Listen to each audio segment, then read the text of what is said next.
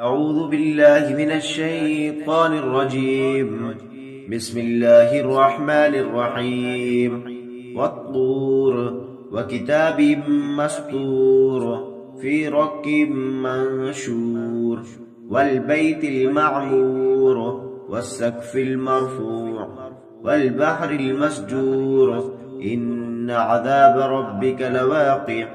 ما له من دافع يوم تمور السماء مورا وتسير الجبال سيرا فويل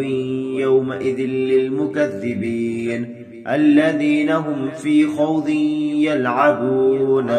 يوم يدعون إلى نار جهنم دعا هذه النار التي كنتم بها تكذبون أفسحر هذا أم أنتم لا تبصرون اصلوها فاصبروا أو لا تصبروا سواء عليكم إنما تجزون ما كنتم تعملون إن المتقين في جنات ونعيم فاكهين بما آتاهم ربهم ووقاهم ربهم عذاب الجحيم كلوا واشربوا هنيئا بما كنتم تعملون متكئين على سرر مصفوفة وزوجناهم بحور عين والذين آمنوا واتبعتهم ذريتهم بإيمان ألحقنا بهم ذريتهم وما ألتناهم من أملهم من شيء كل امرئ بما كسب رهين وأمددناهم بفاكهة ولحم مما يشتهون يتنازعون فيها كأسا لا لغو فيها ولا تأثيم ويطوف عليهم غلمان لهم كأنهم لؤلؤ مكنون وأقبل بعضهم على بعض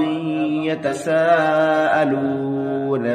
قالوا إنا كنا قبل في أهلنا مشفقين فمن الله علينا ووقانا عذاب السموم إنا كنا من قبل ندعوه إنه هو البر الرحيم فذكر فما أنت بنعمة ربك بكاهن ولا مجنون أم يقولون شاعر نتربص به ريب المنون قل تربصوا فإني معكم من المتربصين أم تأمرهم أحلامهم بهذا أم هم قوم طاغون أم يقولون تقوله بل لا يؤمنون فليأتوا بحديث مثله إن كانوا صادقين أم خلقوا من غير شيء أم هم الخالقون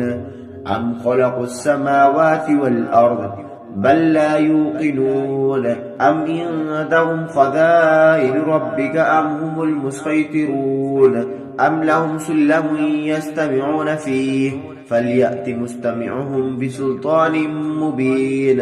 أم له البنات ولكم البنون أم تسألهم أجرا فهم من مغرم مثقلون أم عندهم الغيب فهم يكتبون أم يريدون كيدا فالذين كفروا هم المكيدون أم لهم إله غير الله سبحان الله عما يشركون وإن يروا كسفا